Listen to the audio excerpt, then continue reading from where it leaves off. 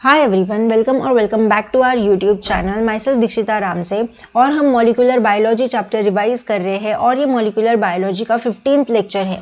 तो last lecture में हमने ट्रांसलेशन की प्रोसेस को डिटेल में देखा था। अब हम देखेंगे कि पोस्ट ट्रांसलेशनल मॉडिफिकेशन क्या होते हैं, यानी ट्रांसलेशन होने के बाद क्या क्या मॉडिफिकेशन करने की ज़रूरत होती है और क्यों होती है। तो देखो, पोस्ट ट्रांसलेशनल मॉडिफिकेशन यानी कि रिवर्सिबल या फिर irreversible chemical changes to protein after translation, कि ट्रांसलेशन होने के बाद प्रोटीन में कोई अगर हमें केमिकल चेंजेस करने हैं तो उसको हम बोलते हैं पोस्ट ट्रांसलेशनल मॉडिफिकेशन, जिसको शॉर्ट फॉर्म में PTMs भी बोलते हैं। क्यों करना है लेकिन हमें पोस्ट ट्रांसलेशनल मॉडिफिकेशन? वाई?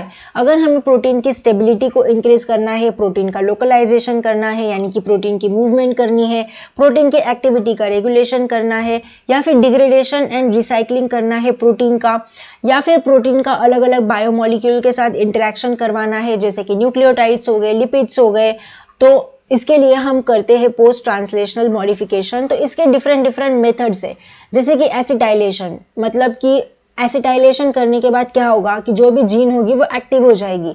तो एसिटाइलेशन करने के लिए एक एंजाइम बहुत ज़रूरी होता है जिसको बोलते हैं HAT, हिस्टोन एसिटाइल ट्रांसफरेज। इसको प्लेस किया जाता है हिस्टोन की एन टर्मिनल टेल पे के लाइसिन पे अटैच करता है ये एसिटाइल ग्रुप को, ठीक है। और यहाँ पे जो एसिटाइल ग्रुप का डोनर होता है वो होता है एसिटाइल कोएंजाइम A। अगर एसिटाइलेशन करवाते हो आप किसी भी प्रोटीन का वगैरह तो जीन एक्टिवेट हो जाती है। इसका ये कंक्लूजन हो गया। सेकेंड होता है मिथाइलेशन। तो मिथाइलेशन में हमें दो तरीके की जीन्स देखने को मिलती है, एक्टिव जीन और इनएक्टिव जीन। एक्टिव जीन में हमें दिखता है H3K4 और H3K36, इनएक्टिव जीन में H3K9, H4K20, H3K27। तो यहाँ पे H3K4 का मतलब क्या होगा कि H3 के 4th पोजीशन पे लाइसिन पे मिथाइल ग्रुप ऐड है। K का मतलब होता है लाइसिन। हमने बायोमोलिक्यूल में देखा था कि डिफरेंट जो अमीनो एसिड्स होते हैं उनके अलग अलग अल्फ़ाबेट होते हैं। तो H3K4 यानी कि H3 के 4th पोजीशन पे लाइसिन पे CH3 ग्रुप अटैच है। इसका मतलब ये हो गया। एक तो आप फॉस्फोराइलेशन करवा सकते हो। जैसे ही फॉस्फोराइलेशन का जिक्र होता है मतलब कि यहाँ पे काइनेसिस इन्वॉल्व है। काइनेसिस इन्वॉल्व है मतलब ये फॉस्फेट ग्रुप को ऐड करेंगे ATP से लेकर। अब अगर ATP से हमें फॉस्फेट ग्रुप को ऐड करना है तो ATP को हमें करना पड़ेगा फॉस्फोराइलेट। फिर फॉस्फोराइलेट करने के बाद ATP कन्वर्ट हो जाता है ADP और इनऑर्गेनिक फॉस्फेट को। फिर इस फॉस्फेट जो है उसको यूज किया जाता है इस प्रोसेस में, ठीक है। तो ओके, ये तो हो गया फॉस्फोराइलेशन के बारे में। देन 4th प्रोसेस होती है ग्लाइकोसाइलेशन। अब ग्लाइकोसाइलेशन भी दो तरीके का देखने को मिलता है, एक होता है N लिंक ग्लाइकोसाइलेशन और एक होता है O लिंक ग्लाइकोसाइलेशन।